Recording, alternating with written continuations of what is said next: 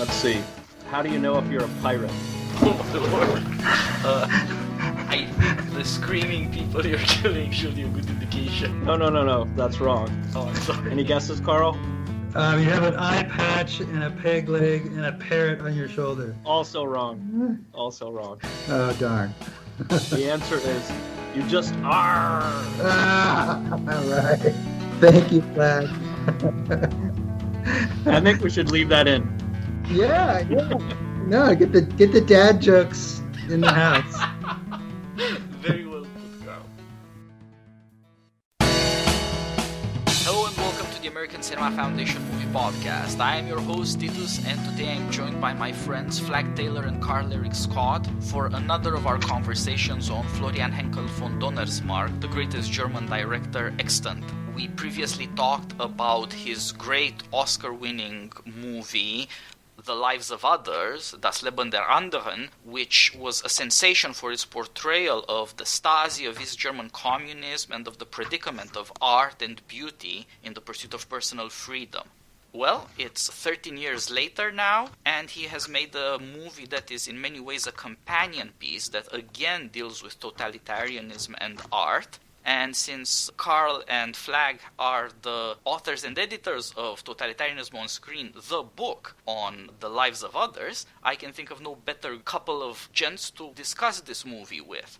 The new movie, also nominated for the Oscars, also made a sensation for its subject and its treatment, is called Never Look Away in English, or Werk ohne Autor in German, Work Without Author. It deals with a famous German painter, but it is not a biography. It is based on his story, but it is deeply fictionalized and transformed into a work of art that's really comparable not to biopics in Hollywood, but to something like Tarkovsky's Andrei Rublev. And so, ladies and gentlemen, get ready for a long, deep conversation on beauty and terror. First of all, Flag, Carl, thanks for joining me again, and let's go through the plot and introduce today's hero to our audience.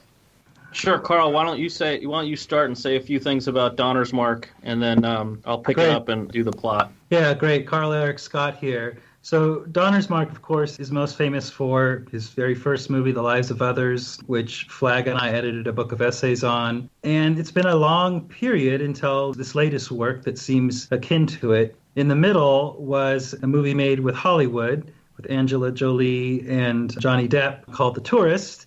You know, you'll read a lot of people say this is just the worst movie ever or terrible, but it's basically, as Donnersmarck has said, just kind of a confection. It's just a light movie, shot in Venice, shot with Jolie, for example, looking as beautiful as she's ever looked. It's a director trying something different, right? With Lives of Others in this movie, it's very much a German movie. There's a lot of shades of artistry. I live in Utah, and I had some difficulty getting friends to go see this movie with me because I had to tell them there is a lot of nudity in this movie.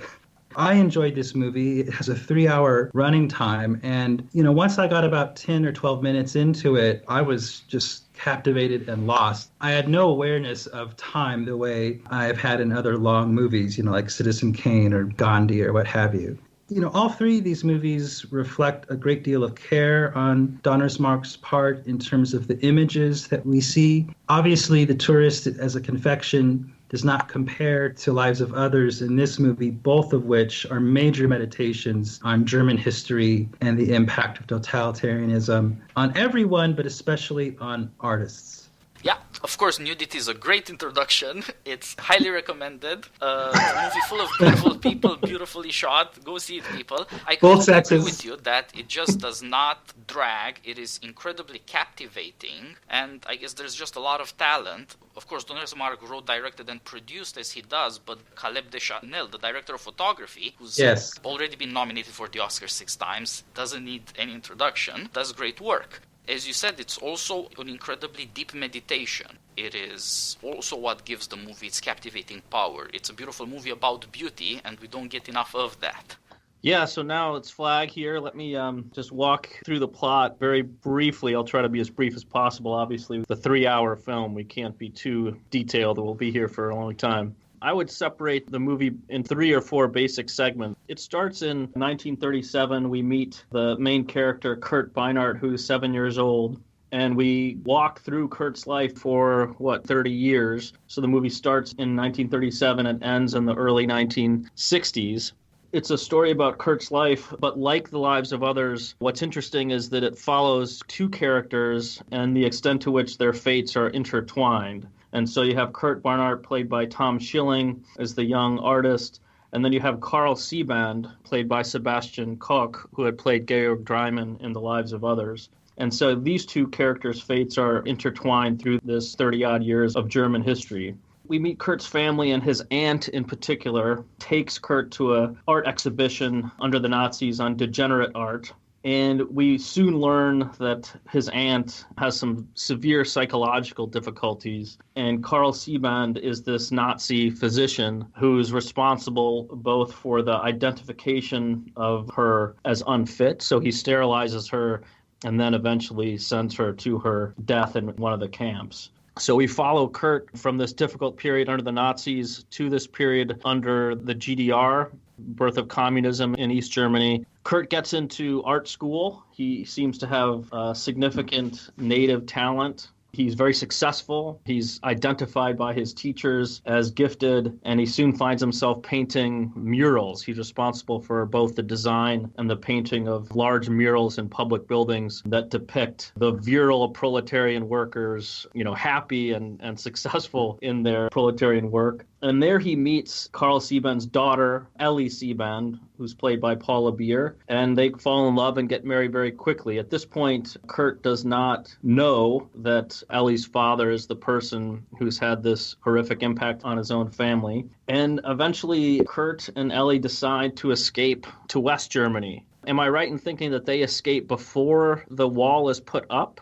Yep. Correct. In March 61, 4 or 5 months before the wall. Yeah, it's not too far before, but you can tell it's before the wall because they do not have a great deal of difficulty escaping. So there was the first 2 acts. The third act, they find themselves in West Germany. And that third act you can divide into 2 different parts. Kurt tries to figure out what art academy in the West is the best one. He hears that it's this Dusseldorf Academy, and so he goes there to try to get admission into this Western Art Academy. And this first period of the third act is a period of struggle and disorientation. There's this grand experimental atmosphere at the Dusseldorf Art Academy where they're rejecting traditional artistic form and doing really experimental stuff. Kurt doesn't seem to be terribly gripped by any of the art that's happening there, although he makes friends with some of his fellow artists pretty easily, but he struggles for a long time trying to figure out how he can find his own voice in this atmosphere of extreme freedom. And then the last part of this third act is when Kurt finds his voice, finds his form, and discovers how to put his art into practice. It's around this time, too, that his wife becomes pregnant and they have a son.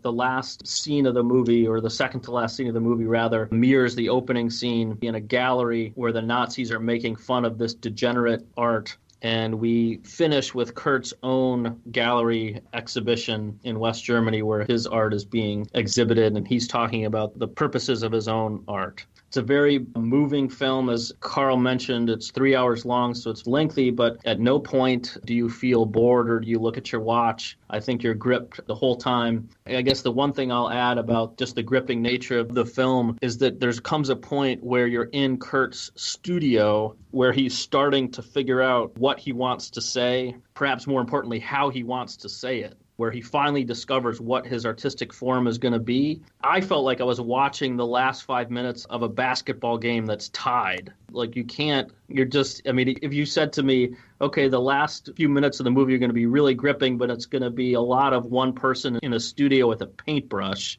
right? I would have told you you're crazy, but Donnersmarck somehow manages to build this emotional sense of expectation and wonder. You just can't help but get really excited when you figure out, oh, Kurt's finally going to put something on this canvas. I can't wait to figure out what it's going to be. So I thought that was just a remarkable testimony to his skill as a filmmaker, that you have this kind of expectation, but you're just watching a guy with a paintbrush in a studio. It was a very interesting way to build to this peak in the film. Yeah, I think that we should just quickly say, this is one of the great art films. And It's one of the great depictions of visual art. I don't think I've seen another film that throws you up against the artist's canvas. There's a few others. You mentioned Andrei Rublev, but it's really quite impressive. So if you're into the visual arts, this is a must-see for you.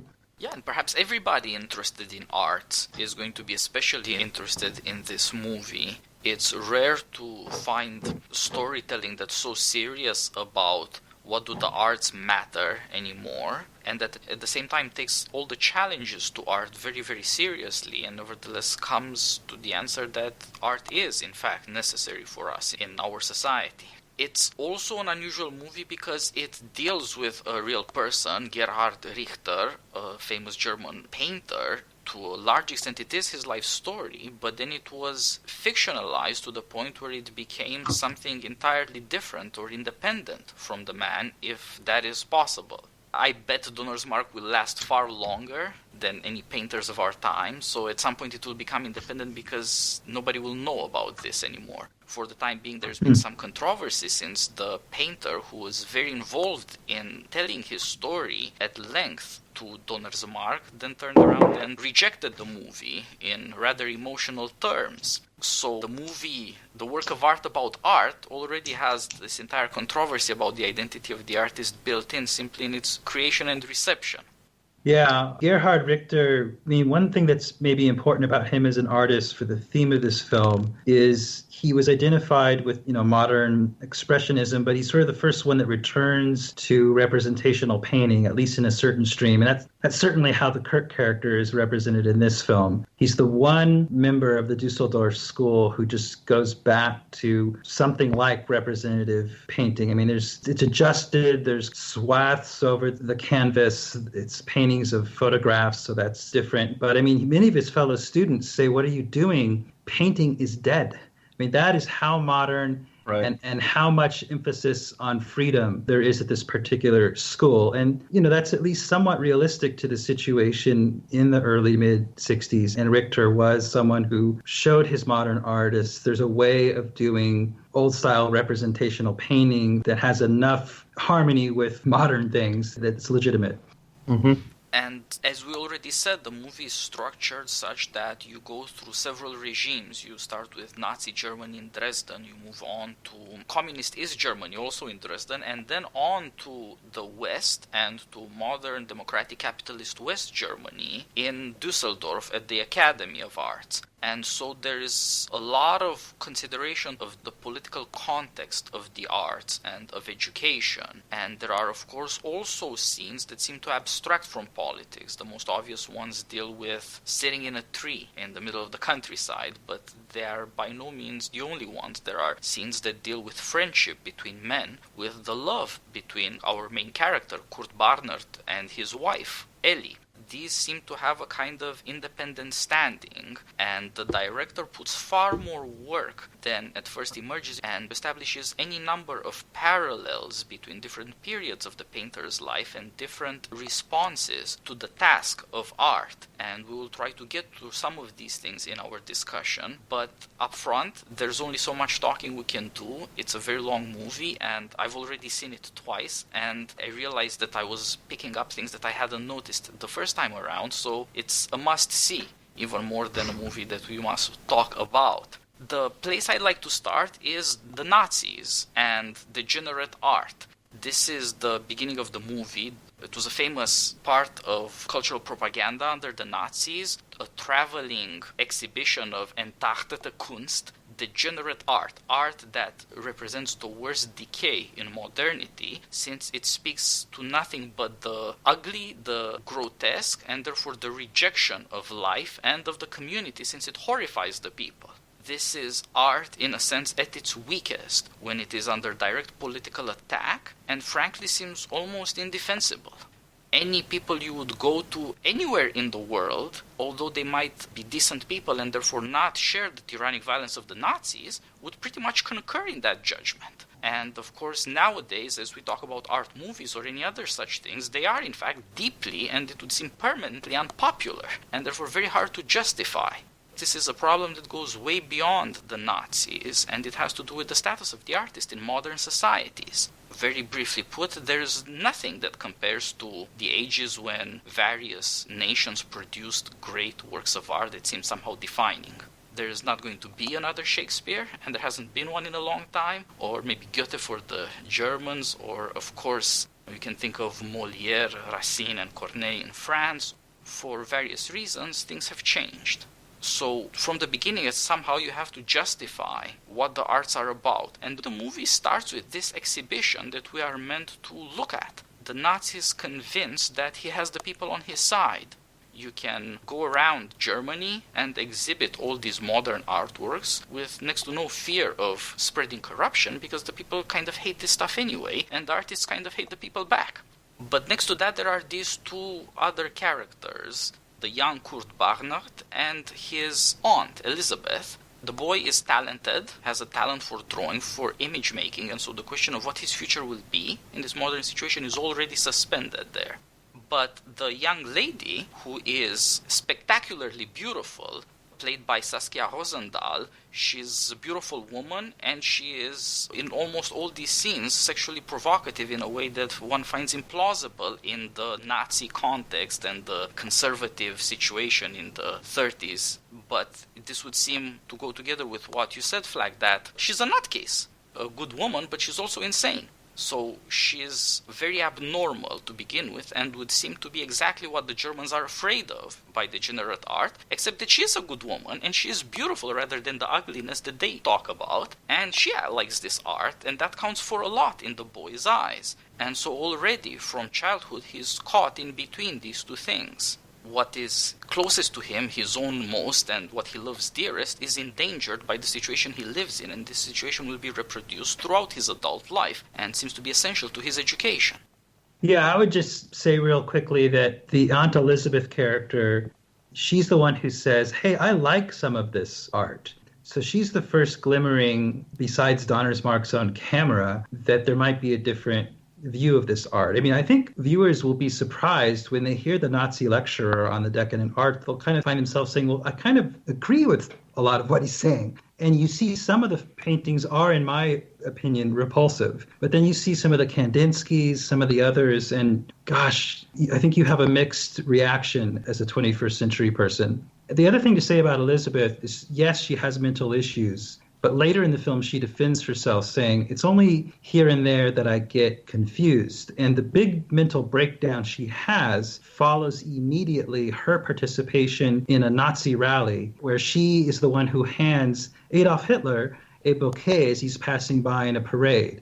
So she clearly has troubled, mixed feelings about that provokes her mental episode.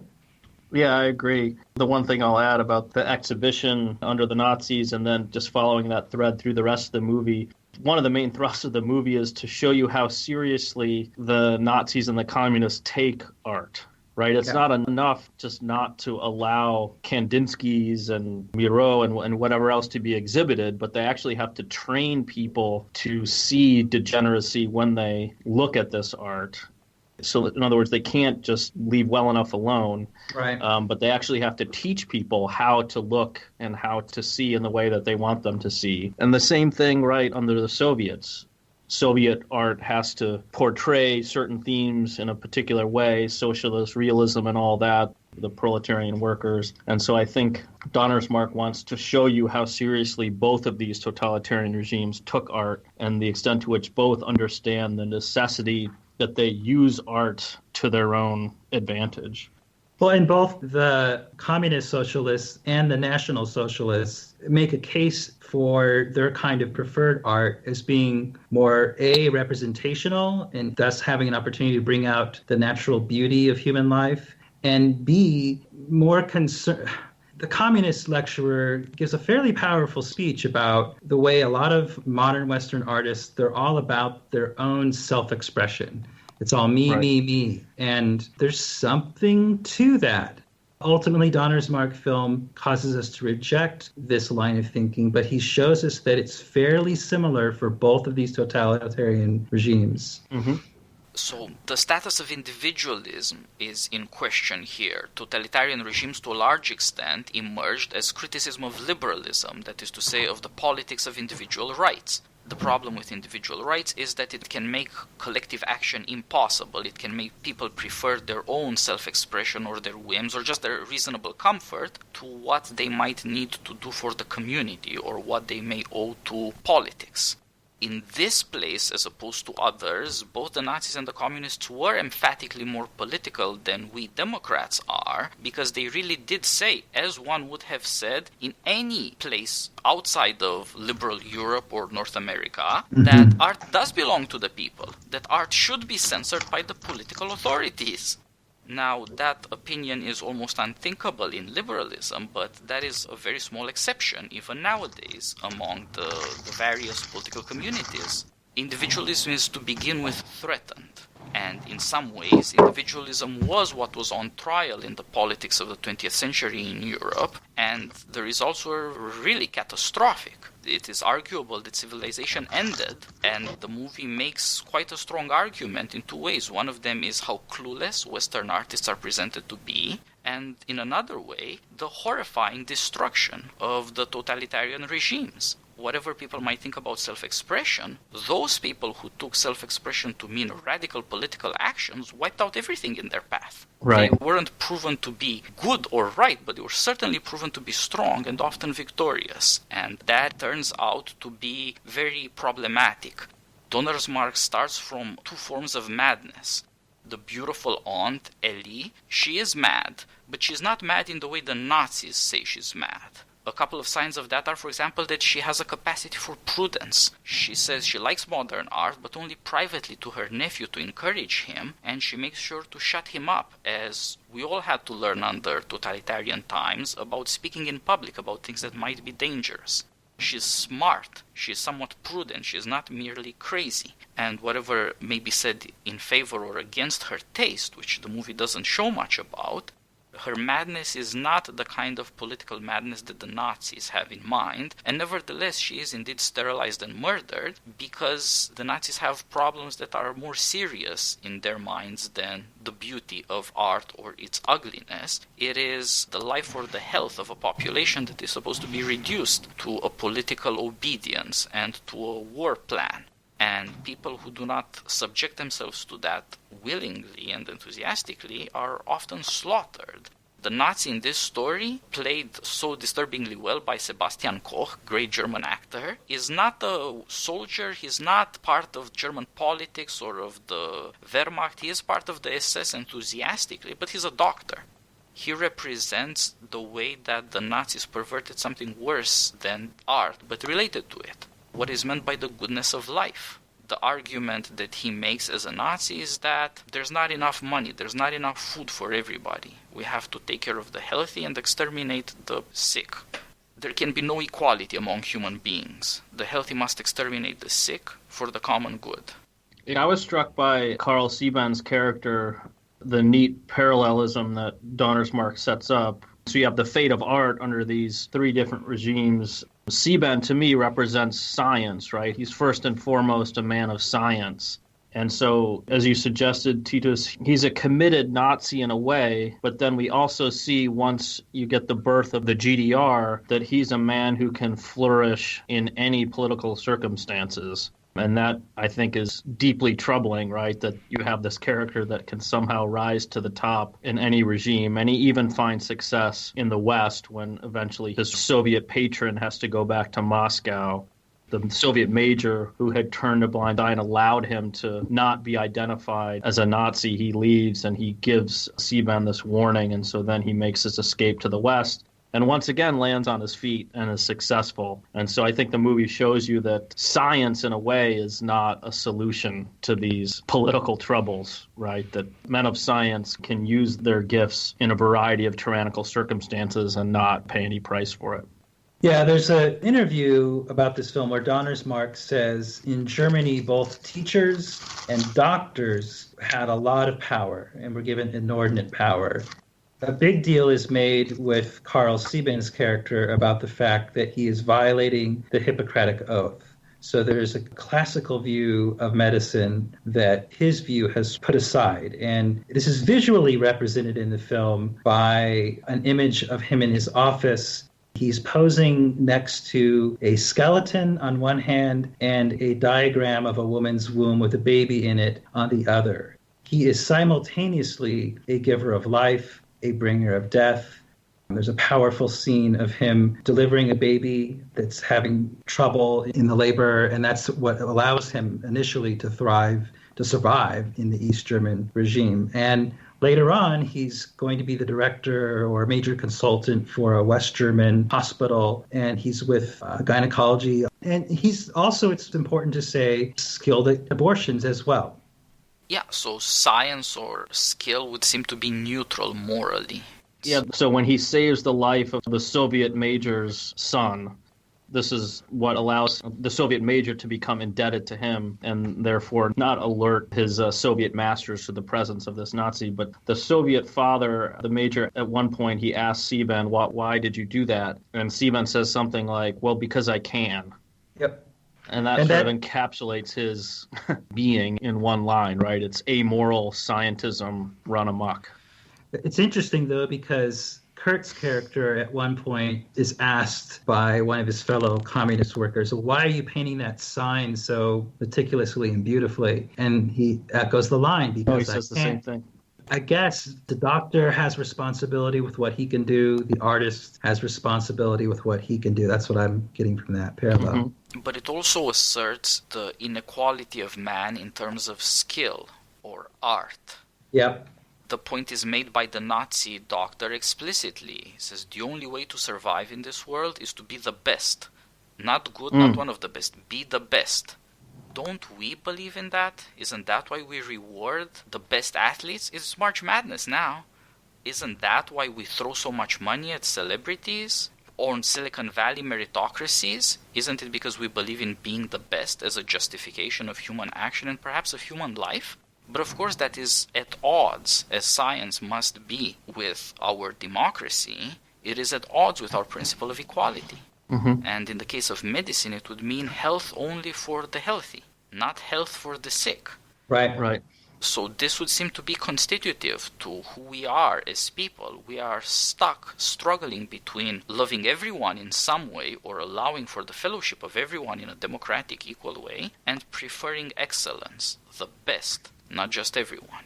And this indeed is shown in the parallels, not just the contrasts between this horrifying doctor, who nevertheless has great political skill, and the painter, who is pretty clueless. That's the other thing about the doctor. He is savvy. He has a species of prudence, if a low one. He knows how to conceal his wickedness when he must, and he gives it rein when he can. He's as willing to serve the egalitarian Soviets as the inegalitarian Nazis because his desire to kill the sick is not as strong in him as his desire for his own self-preservation.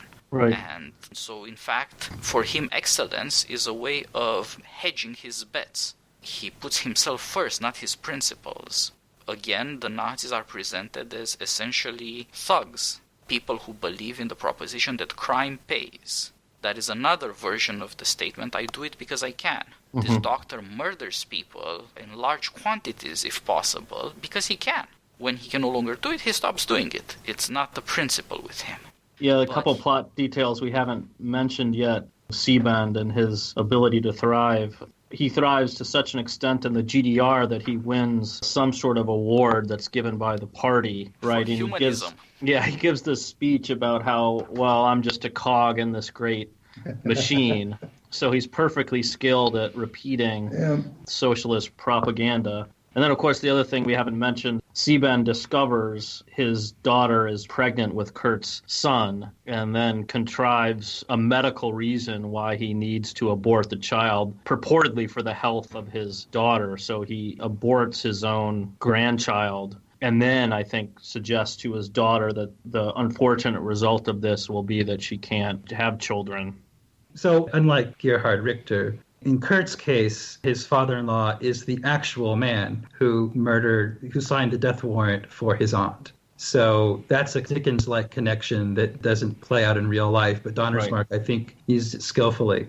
The other thing is there's something mysterious going on with the abortion. And this reflects, I think, an element of the miraculous in the film. There's a parallel miracle of Kurt's artistic breakthrough, which maybe we'll talk about in a moment. But it happens around the same time in which his wife, Ellie, becomes pregnant. And this is signaled, if you look carefully, by some of the images. These are, again, images of nudity, but there's an iconography to them that signals things. What's mysterious about the abortion is when she comes to West Germany, she has a miscarriage and she's told by a doctor, well, that abortion that was done to you by her father, it was mistaken and it harmed some fibers or something. You can't have children anymore. It's one of the low moments of the film. And she says, my father did the very thing contrary to his supposed eugenic philosophy, right? So we're left to wonder, did this man who emphasizes skill, who advertises himself as one of the most skilled doctors in Europe, did he botch an abortion?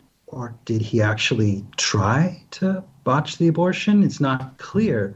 Either way, it does not matter because you might say a miracle occurs or something natural happens that's beyond the eye of science, and she's still able to give birth. So that's an interesting part of the film. And I think there's a parallel going on in the film between Kurt's creativity, which is the big highlighted thing, right? But there's also the simple creativity of motherhood, of birth. This is a very natalistic, birth-driven movie. I mean, the scene of the delivery of the baby is quite visceral.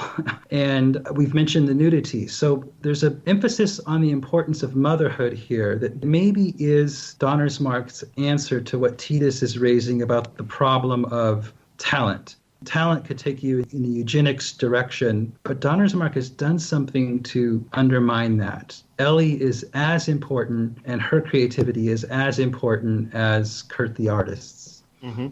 Yeah, I agree with that. And there's more than a few parallels between, the act of creation in terms of giving birth and the act of creation of an artist. I mean, that parallel is all over the place, especially in the third part of the film. Yeah, so the movie tends to state the issue of grace in terms of natural beauty, including the beauty of young men and women. But there is also this other poetic treatment of grace which hinges on providence. Indeed, there are two seemingly miraculous births. One helped along by this Nazi against his principles out of self-preservation, and one without any admixture, it would seem, of ulterior motives or particular skill. At the end, Ellie and Kurt's child. And when the first child is born to this Soviet wife of a Soviet officer, you see how science triumphs over superstition. The woman herself says, "The gypsy fortune teller told me it would never come to pass for me." She is afraid, and in her fear, her superstitions come to her, and it is the scientist who is contemptuous of her as an inferior race and contemptuous of her as a stupid, superstitious woman who saves the child's life through his skill, which you have to say is very impressive. But then, something else than the superstition is uttered as a proverb, as a saying. He who saves one life saves the world.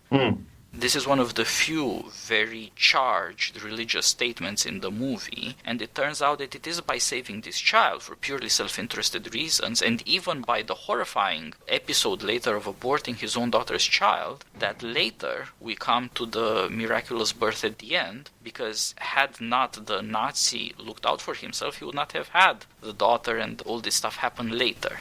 This is a poetic version of providence. The various repetitions of scenes throughout the movie point to this poetic treatment of the issue of grace. Now, so far we've talked about the parallel between the painter, Kurt, and the doctor who becomes his father-in-law. And that is indeed an opposition between art and science, but is also an opposition about the character of politics. And it allows Donnersmarck to reject modern tyranny, which is horrifyingly scientific. But then indeed there is this other parallel between Kurt and his wife, who deals with the beautiful as well. They meet in the art academy in communist Dresden, but she does tailoring. Partly, one assumes, because the separation of men and women was a big deal in Soviet regimes, as it had been in others before. it's only men who study painting that we see, and it's mostly women who study tailoring, as we see. That also signals something else. She tailors a suit of clothes, for example, for Kurt as part of their courtship, just like he paints her in his portraits. They try to offer each other beautiful things, but what she has to offer is also good, not just beautiful. Painting his beloved's portrait in his Soviet murals, in a sense, attests to grace, that his soul has not been corrupted by the commands he has to obey, but is utterly frivolous. A suit of clothes, however, is very useful. That is the beautiful understood in relation to the human good. And it fits the woman's character. She is, to an extent, retiring and even obedient. Like the suit of clothes, she conceals within shame more than seems. So she very gradually, and only because of her own personal tragedy, reveals to her husband the evil of her father, of which she knew. And you see, therefore, what this abortion does is to give a equivalent of terror at a personal rather than the political level of World War II. This man is willing to destroy his own lifeblood, his own family. And that creates a radical crisis. Tyranny is as old as mankind, but the notion that people would destroy their own children is shocking.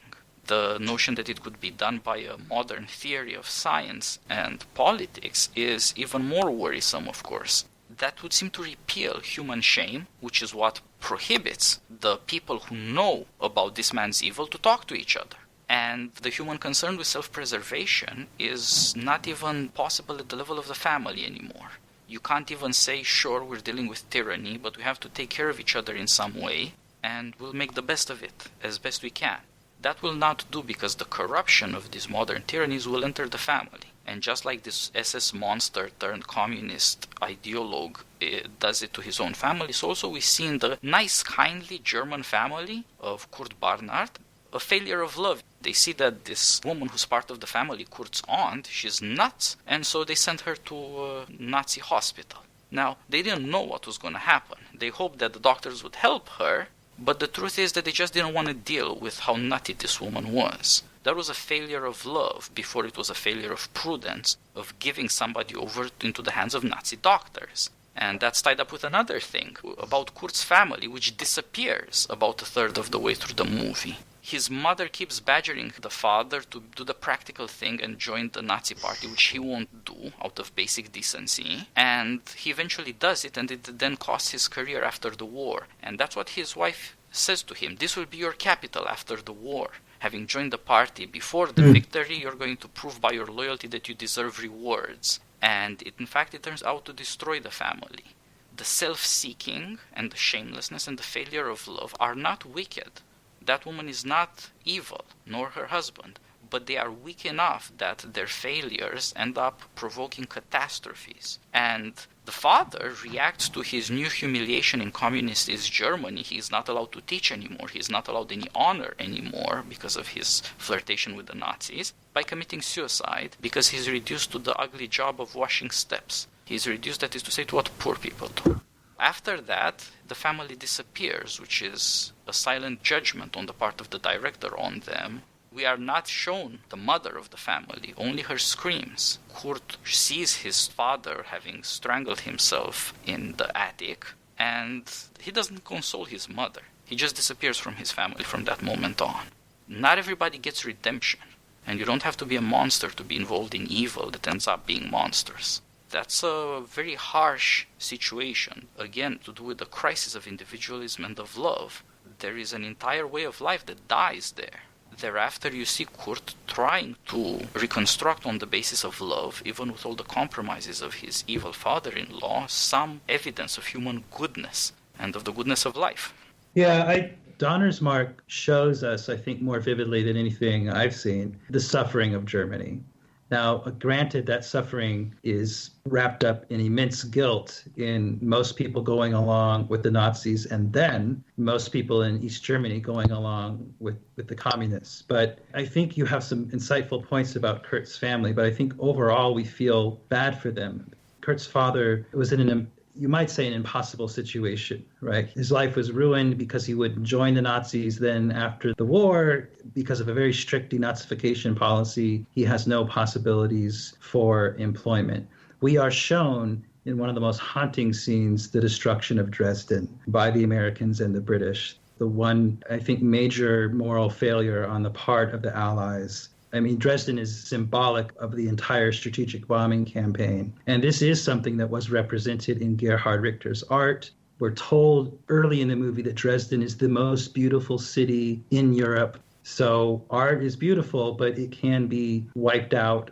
We also just see the devastation of what's called in German history the 0 hour, the moment after defeat, when the entire nation essentially has been destroyed.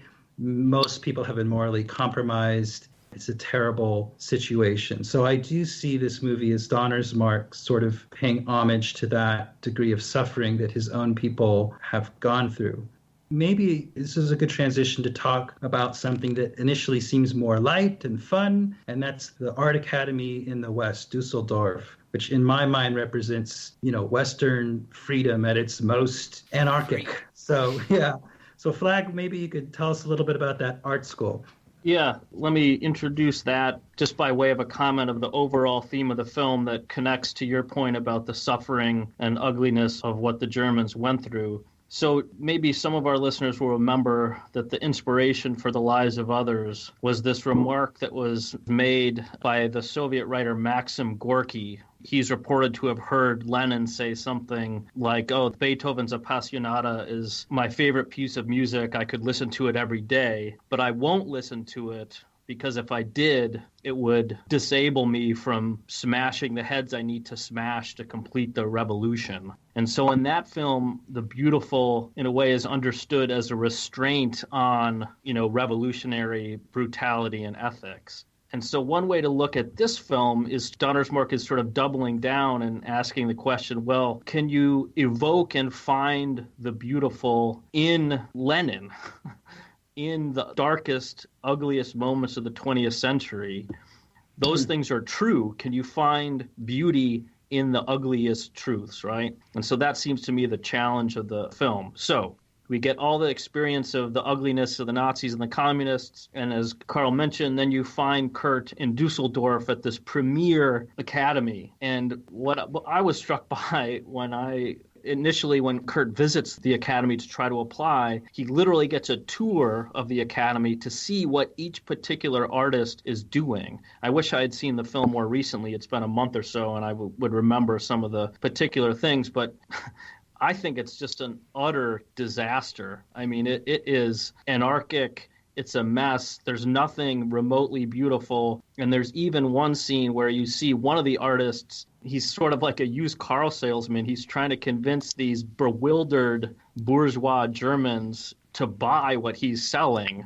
And I think Donnersmarck's portrayal of this is about as dark as you can get. And I'll even double down and say, I was thinking about the Maxim Gorky anecdote. And Gorky famously was one of 35 Soviet writers who Stalin brought to the White Sea, the Belomor Canal. Right. One of the darkest labor camps, labor projects in all of Soviet history, and write an anthology saying how wonderful this labor camp project was.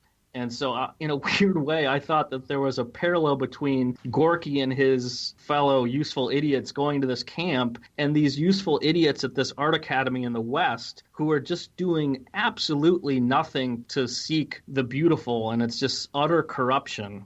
And so I don't know. I thought Donnersmarck was being really critical of. It has at least two very serious, obvious moral statements against this. First of all, when he's in the East and planning and plotting in secrecy to get a bit of money to run with his wife to the West, Kurt is shocked and can't believe that in the West people would complain about bourgeois art or about bourgeois habits.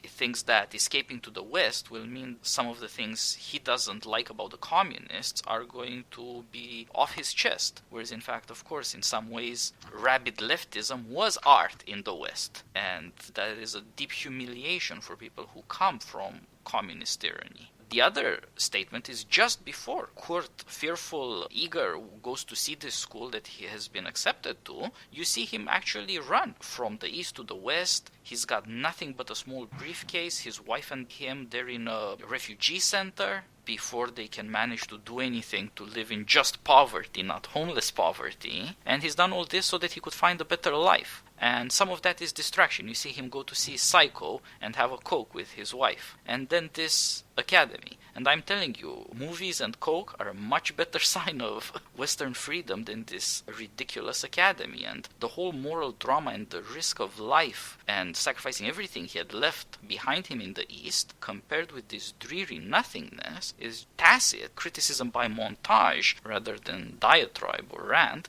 but it is very destructive, right as you suggest.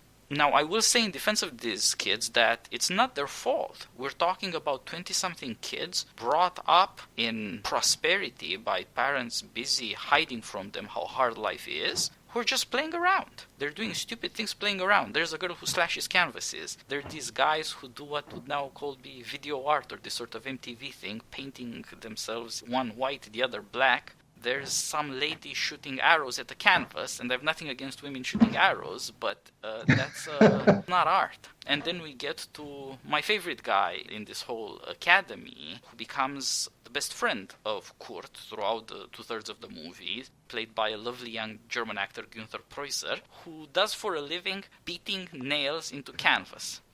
He does nail art. And we live in a world where he would get no respect or attention if he were just a stupid carpenter, because that doesn't count like it counts to be an artist. And so he does this instead. And you get to see with these kids as with Bart Simpson. Couldn't all this talent be put to better use? It's anarchic, as you said, because these people have no purpose.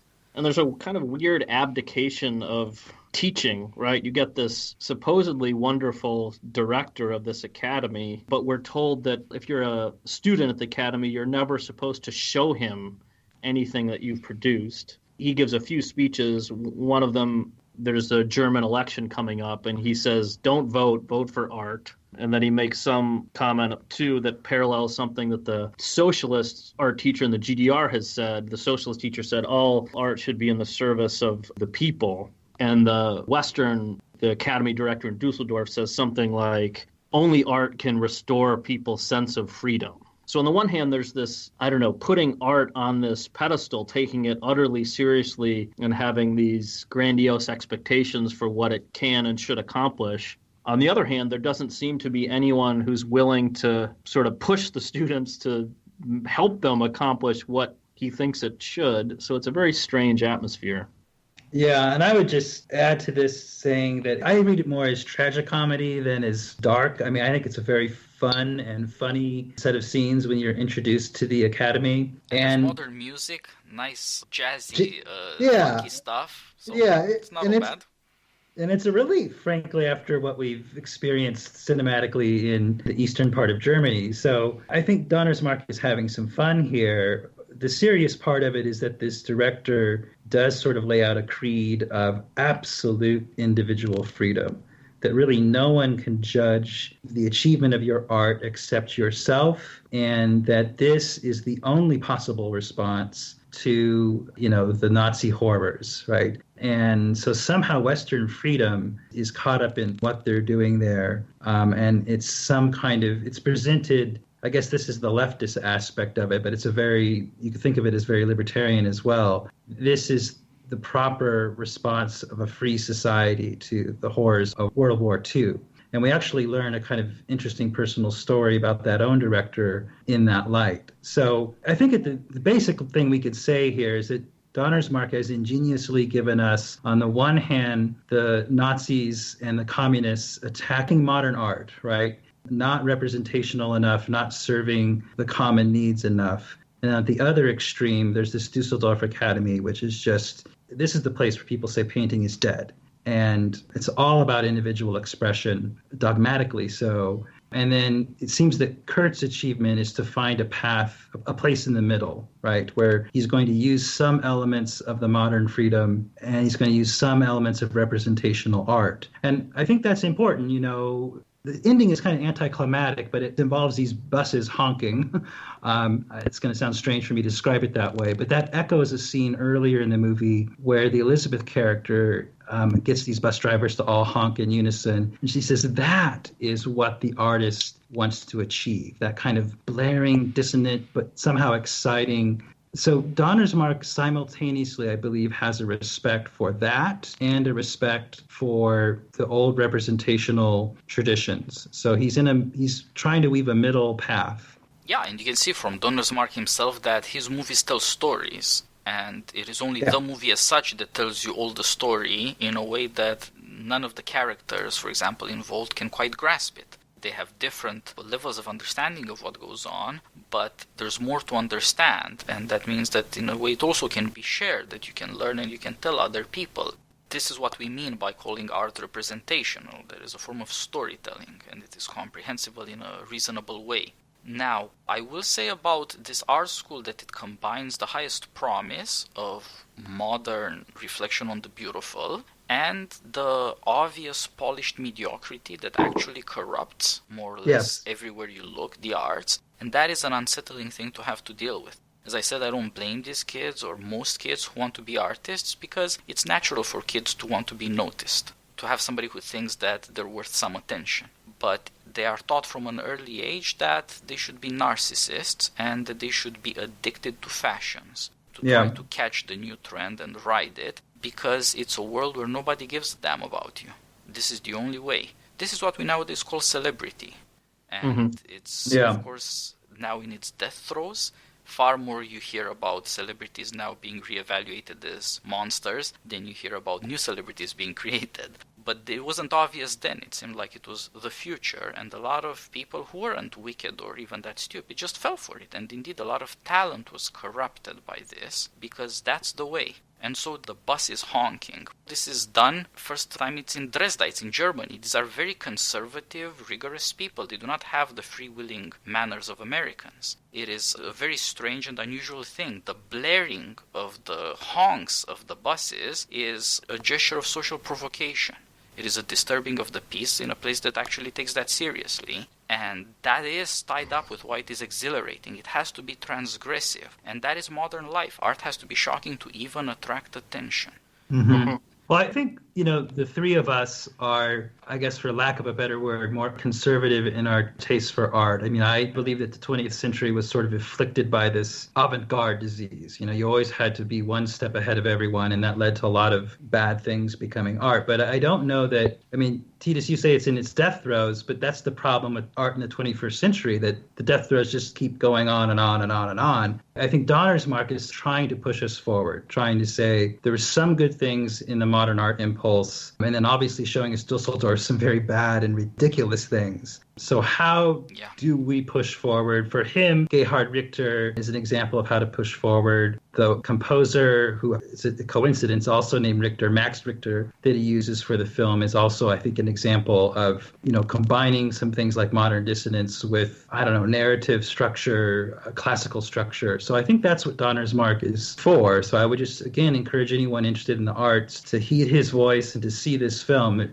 Again, as Titus said, there's so much more going on visually in this film than you normally get. I really felt it was a cinematic experience like few others. And there's a lot of information coming to you in images as opposed to plot or dialogue.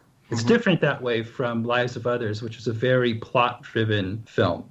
Yeah, and I guess it's natural for the movie about beauty to be so concerned with all these things, the complexity of the beautiful and what it is that it has to offer. So we should make the case for this crazy new modern art. The requirement of this professor, don't dare ask me my opinion, stems from his understanding that in modern societies, today in democracy, you don't need tyranny for this problem, people are essentially conformist. You can't have people give 1 billion shares or views to a video on YouTube without essential conformism. You can't have super popular phenomena or celebrity without mass conformism, and that is deeply dangerous. And so he teaches these young people who are clueless to suffer up until he believes that they are worth the attention. If they can hack it, at least they have a chance. If all they've got is conformism, including the conforming to the opinion of a teacher, then they're not going to hack it anyway. If they can't deal with this, they won't be able to deal with modern mass society, with a world where art is nothing but advertising, in short. And so I understand his principle, and there is something to be said for the story you mentioned, that he was a soldier in World War II, he was wounded, and he was saved by the very people he was supposed to bomb, which is this semi-shamanic experience. There are these Tartar Cossacks who live in primeval huts, apparently. It's incredibly primitive, and despite his terrible wounds, they save him by keeping him warm and putting a lot of fat on his burned wounds on his skull. And so all his art is just putting up these fleeces and plastering them with fat, which is an incredibly stupid thing to do. It's worthless. But it also shows what his principle is. Think about what will save your life and never let go of that, and everything else doesn't matter. Now, he's the second of the two teachers of art that Kurt deals with. The first one in the Soviet realm teaches him to be less obsessed with himself and to be somewhat conformist, which isn't a bad thing. And so he does what the professor tells him to do, which is to paint the socialist realist murals, which at any rate sharpen his craft, his skills, which are natural. He has a remarkable hand and eye.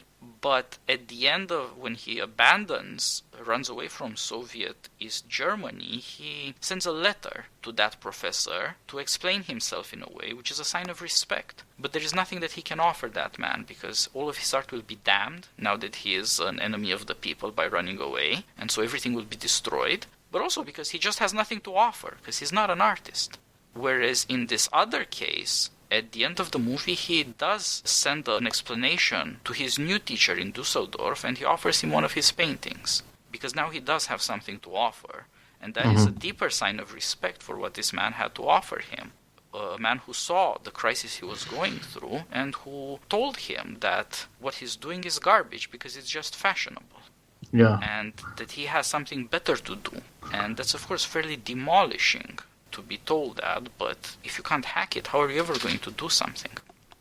Carl Flagg, I think we're ready for our final segment, which I think of as Kurt finally coming to maturity. I see the movie as his discovery of what art is supposed to be, and therefore his preparation to be a painter before he is a real painter. And this ending is split in between two very different kinds of experiences. One of them, which we have already mentioned, is success. He gets a gallery, he gets an exposition. The press is there with questions about the meaning of art and all that, and he, for the first time, has to deal with this knowing part of the public, the critics, on whom, to some extent, his career, of course, must depend, but also the friends who are there to support him and who have helped him along. But then there is the other part that has to do with his own personal life and his own intuitive realization of the trauma of Germany in his own family. Yeah, I think there's a nice parallel between his artistic breakthrough and his unplanned confrontation with his ugly, difficult past.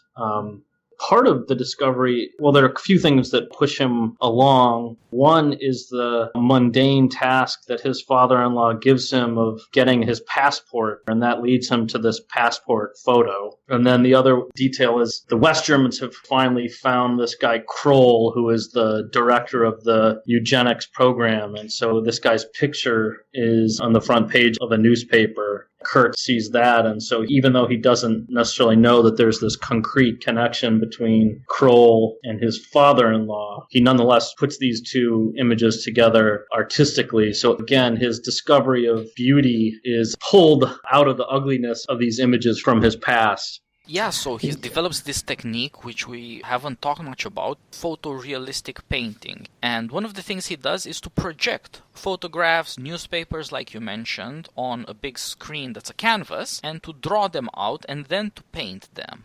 As we see, photorealism isn't just reproducing photographs to him, but it serves this double function. You can see in the movie, and presumably he as an artist can see his own memories in some strange way. He ends up superimposing these three things. A picture of his aunt who was murdered by the Nazis, whom he lost as a child, and who spurred him on to artistic greatness. A second image is this Nazi doctor who supervised all these monstrous slaughters. Kroll, who is the bad guy, absent for most of the movie, but who hovers over their destinies. And the other one is his father-in-law in these passport pictures that you mentioned. And one of the things he does is he paints all these three things superimposed and sends them to his new teacher in Dusseldorf. That's his own confession, as that professor had confessed to him the experience that drove him to art, or that focused to him the predicament to which art is supposed to give expression, what is to say, saving you from death, and in the case of the professor, and recovering for you some experience of the human good and of grace, perhaps even providence. The other part of the technique is Kurt's pictures are not just photorealistic, they're always brushed, as you said, Carl, so that things end up looking veiled.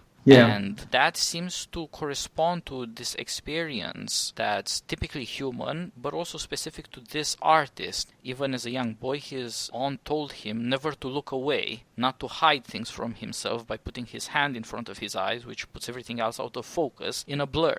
Now, the importance of this veil and its meaning, it's more complicated than this experience because it also seizes on what the beautiful exactly means. Now, we know about the beautiful from common experience, first of all, that it helps us discriminate. When you see something, oh, that's beautiful, that attracts your attention, and indeed it builds a kind of consensus. We tend to agree on what things are beautiful, on what people are beautiful. Generalized, as Socratic philosophy does, this is to say that the beautiful, or the being of the beautiful, is the capacity to recognize wholes, the power in our souls to make images of things and to recognize them as what they are. Which is to say that you can tell where something starts and another ends, for example. How can you tell that the margins of a thing are what they are, or the limits? It's because you have a sense of the wholeness of things. It's not just a jumble of images, shapes, and motions. Color and shape, as Socrates says in the Meno, are inseparable for us. They give the boundaries, and they give the specific thing that is this thing that is not the other thing, that allows for all recognition, and therefore for all thinking. The photos end up being part of this too. In an anticipation of digital technology, he uses photography and screening things or displaying things as an aid to memory. It is not a replacement for memory. It is an aid to memory for him, and it allows him to practice his art. He's not afraid that photos or film are going to replace his art, which is part of his natural confidence and his daring as an artist. Right. So this breakthrough, it happens maybe at 2 or 3 levels. I mean, there's the personal breakthrough for him finding his particular style, and that he's finally got an art that's in consonance with what's inside him and his personal story. So at some level, he's dealing with his emotions about his father-in-law, and this parallels directly the Gerhard Richter story. It also significantly ties in with something that Donnersmarck brought up in The Lives of Others, which is the way in which artistic or writer's block can be related to not being in tune with reality or the truth.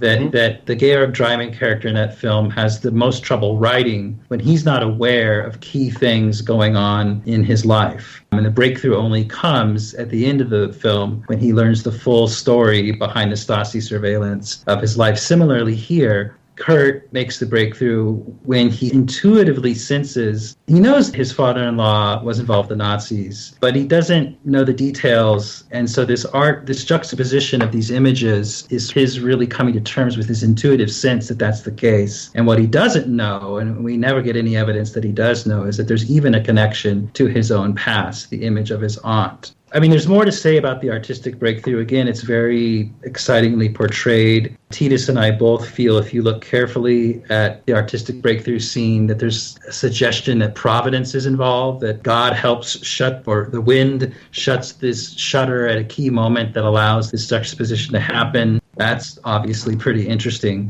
So, yeah, the music, everything makes this an unforgettable scene, so we hope you will experience it also. Yeah, and there's a psychological confrontation in that scene too, right? I mean, one of the things that proved to Kurt, idiosyncratically, that he has to get the hell out of the Soviet Union, or Communist East Germany in his case, is the fact that his father-in-law, the ex-Nazi, wants to have his portrait painted by Kurt, and he's really happy with the painting that he gets. And that shows Kurt that actually he's doing something wrong. Whereas in this crucial scene, his father-in-law comes looking for his passport, and he sees this juxtaposition of his own passport photos with this young lady he sent to her death, and his boss, whom he has been protecting to some extent for these last 18 years, as communists and Democrats alike hunt him down to send him to jail for his war crimes. And nobody knows these things, and this man who has been so savvy and domineering and contemptuous all along, all of a sudden gets scared and becomes polite, deferential, and runs away. Yeah, he wilts. It's an amazing piece of acting. The father-in-law has dominated Kurt all throughout the scenes in East Germany and West Germany. And so this is the moment also of Kurt's asserting himself as a man against this domineering figure. It happens through art.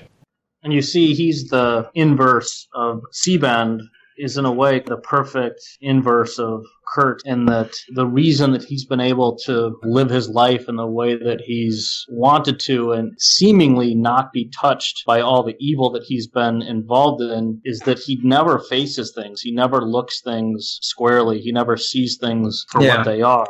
And then at the moment when he's forced to see that image, right, he's finally forced to look at what he's wrought. Conversely, I think Kurt, I don't know how many of the reviews you all have read, but more than a few of the reviews have said that Tom Schilling's portrait of Kurt is kind of listless, that it's lacks energy. And I say this in a review that I've just completed. That's wrong. The portrayal that Schilling gives of Kurt is of someone who is willing to look and be still and behold things. You see this again and again in the film. There are probably more moments than I could mention, but just a couple. One is when he first meets Ellie. He just looks at her. He's not speaking. He's not trying to insert himself into the conversation initially. He's not asking her out initially. He's just looking at her, appreciating her beauty. And I think that capacity just to be still and look at the world and behold the world is crucial to his success as an artist. That, again, is part of this artistic discovery at the end. He sees the photographs and appreciates their truth and figures out how to arrange them. And again, that's almost exactly the opposite of what the other artists at that academy are doing, which is trying to insert themselves into the world, pound things, splash things on things, break things, right?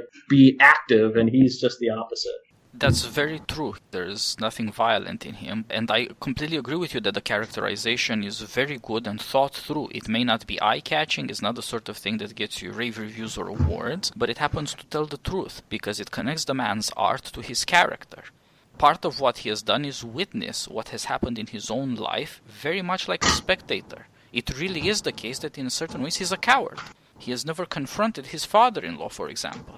This is not all bad. Among the many double scenes in the movie, you see him washing steps like his father did before he committed suicide. He's not humiliated by this because he's not so self-important, but that also means that he never has the courage to confront his father-in-law. His wife complains about him more than he does. He has none of the manly outrage, instinct for violence. And this is the more serious criticism. He has almost none of the manly instinct to protect his wife. He does certain daring things like run to the West with her and they will have a life together. And you can see that they are husband and wife, but he's not much of a man, and the movie doesn't lie about it, doesn't try to turn him into a revolutionary. Yeah, right. I mean, until his artistic discovery, he's in a horribly degrading situation of having to rely financially upon his father-in-law. That's why he's, undertaking this menial passport task and why he's gotten a job at Siegband's hospital washing steps in a deliberate, cruel echo of the job that his father had. Just a little touch there of Siegband's creative, subtle cruelty. Yep. But wonderfully, by the end of the film, they're making fun of that, and through the power of art, through his artistic friends, he's able to triumph. I'll just mention one final detail on this artistic breakthrough. When he presents his art at the gallery, he tells a big fib about it. Well, these are just photos from other amateur photographers. I don't know these people. So the power of this art is intensely personal, but he makes up this art gallery story, and somehow the phrase work without author gets attached to it. So Donner's Mark is having some fun there, some meditation on art, going beyond even the theory that is advertised to the public. And again, the film was titled Work Without Author in Germany and many other nations. Yeah, I mean, I think that's bound up with what I was talking about a minute ago, which is Kurt's capacity just to look and behold, and also what you were saying, Titus, about the Socratic discovery of the being of things. Once you apprehend the look of things, you yourself sort of disappears, right? It's not your perspective, it's what is that you've discovered. It's almost a self-negation. It's not all about you at all anymore. It's about your discovery of what is. It's about the discovery of the truth. Yeah, that's a very good point. And I think it gets to some of the essential things that the story is dealing with. So the press conference shows, in a sense, the arrival. This guy and his friends will now have to face the public. And these critics are what we call snobs, which is not a good word for it. They're Philistines pretending to be snobs. They're people who don't have much of a sense for art or the beautiful, who try to make meaning out of it to excuse their ignorance, so to speak, or their lack of taste. And he has to deal with that. His friends have to deal with it. The one among his friends who was always a salesman, as you said, Flag, he just faces up to it, goes back to his family's money and starts a gallery, and he'll be selling other people's art because it's not really in him to make it. But you see that they share all these knowing winks and smiles that correspond to their scenes of male friendship and playfulness that are childish but also have exhilaration about them in as much as they claim independence from society. They're quite amusing and, in a sense, thrilling. But this also deals with, as you said, the title, work without author. You're painting pictures of photographs you didn't even take. There's no more authorial ownership there. And this would seem to be the climax of a tripartite structure. The Nazis think that art should be used essentially to glamorize terror. They are a warlike party, like his father-in-law who loves, although he's a doctor, to watch himself in the mirror. And his daughter saw him in his damn Nazi uniform with the Totenkopf, the death head on his helmet. How do you not realize that this is a death cult? But they want to glamorize it, and of course, Nazis have turned from terror into kink. We deploy Hitler as a kinky thing because it's such a dangerous, such a thrilling thing to say, so forbidden and so alluring, But originally that's what it meant. Glamorize war, destruction, power. The Soviets don't use art that way. They glamorize work and therefore insist on egalitarianism, but that again turns out to be a concealment for power. Indeed, part of that is this Nazi guy. He does fine among the powers in the Soviets because he's just like them. But part of it has to do with something else, that you have to do a lot of violence to people to completely remove from them their individuality. And that's what Soviet realism is supposed to achieve. The people get to be glorified in this metaphoric way in art, but nobody gets to be a human being, as though each of us, all of us, could be reduced to the people. But we're also who we individually are. The people cannot feel your pain, much less die your death for you. Your mortality is your own. And the Soviets lie about that, which is tied up with the fact that they enjoy killing people a lot, like the Nazis did.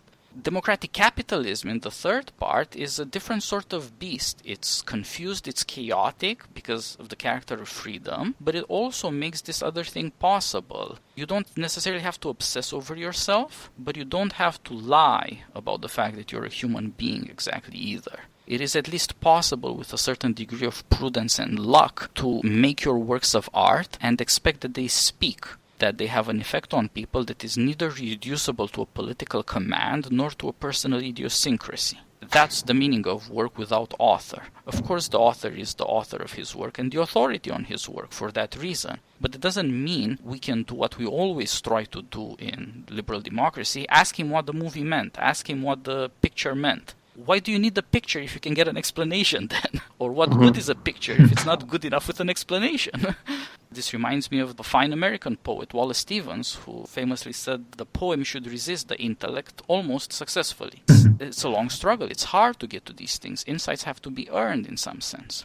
This brings up also the theme of providence, grace, freedom, and the relationship to chance. This young man comes up with only one insight of his own, but it's enough to justify him in the eyes of his teacher, and in his own thinking, he eventually thinks that that's right, that he said something intelligent, even though everybody else is laughing at him or just puzzled. He says, think about numbers. If I just come up with 6 numbers, that's just a meaningless series and nobody cares. Now let those 6 numbers be the lottery numbers. Here, I'll read them to you out of the papers, this week's lottery numbers. All of a sudden it means something, doesn't it? We feel like somehow there's something there. Now, of course, in the case of the lottery numbers, we have a perfect combination of convention and chance. It's just random numbers, but by convention we agree that this series of 6 under these conditions will lead you to a fortune. So the question is, how do you get to a fortune? But that is all he can do for people. He can just tell them that it looks like serendipity, like a series of 6 numbers that have meaning for us. But he can't tell people that there is an intrinsic coherence to them, unlike the lottery numbers, that art has to stand for itself, and if you discover some parts of what he's trying to tell you, they will guide you to other parts of what he's trying to tell you, up until you can put it all together for yourself. But you can't remove from it the necessary aspect of chance, of puzzlement, of perplexity. It cannot be as easy as, oh, I get it, this is that, I recognize it, this is that. You cannot transform art into making a chair. But that also leaves room open for inspiration and therefore for providence. And that is the deepest claim in the movie. Why should democracy be the place where you talk about this sort of artistic freedom? Because it is the only case in which you can bring up the question of self-knowledge. What does your art teach you?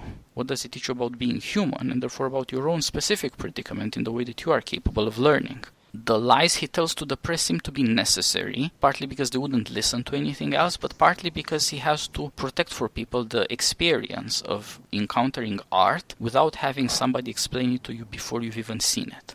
He cannot be reduced to a didactic form of enlightenment self-expression, and he cannot remove from other people the fact that they're other people. That's what perplexity teaches you. Somebody tells something to you and you don't quite understand it, that's because you're you and he's he. Now, in those cases where I say something and you just get it, then that kind of feels like we're all the same. We're mankind as such, not simply individuals. We can share something. But it always starts with perplexity, in fact. And if art loses that power to perplex people, it has lost entirely its importance. And it can be reduced, in fact, to a form of obedience. Now, whether that obedience is fun for 20-somethings and kink for rich people who throw millions of dollars at garbage, or on the other hand, reduced to a political command, where self-knowledge is reduced to obedience to tyranny, these are both forms of destroying human freedom, however different they are. I think what you just said, Titus, about the lies Carl brought up, him telling these fibs about the art at the press conference, another way to put that would be to say the kind of discovery and knowledge that the artist needs to produce his art is not the kind of knowledge and discovery that the onlooker needs to appreciate the art. That those are two separate kinds of knowledge, and to try to tell the story of his own coming to see the necessity of confronting this memory would be to kind of tyrannize over the audience in an irresponsible way. So he's, in other words, confident that the art can speak for itself. Yeah. And that's proven true by the fact that his fellow art students almost immediately see the greatness of him and his art, right? I mean, they know that he is a completely different animal than what these other people are doing at that art academy, right? He's just on a different level of artistic success, and they know it's the case, and it's because of the art. It's not necessarily because they've been involved in his discovery, because they haven't, right? This has been an excruciatingly personal path for him. Yeah, so I think we've said enough to get you interested in the film, and, like with a painting, you're going to have to subject yourself to its own perplexity. We have not exhausted the strangeness and the impact of this film, and so we hope you'll see it. Yeah, it's a wonderful movie. It's deep, but it is also strangely funny. Just that gallery opening. He has a nude of his wife, from the movie on the walls. His wife is there. Nobody can put it together. They're just not staring at the obvious. And that, I think, is true of all of us up until we start actually paying attention. And the movie has that character as well. And the movie ends with this guy saying, I'm done with this sort of painting. It served its purpose.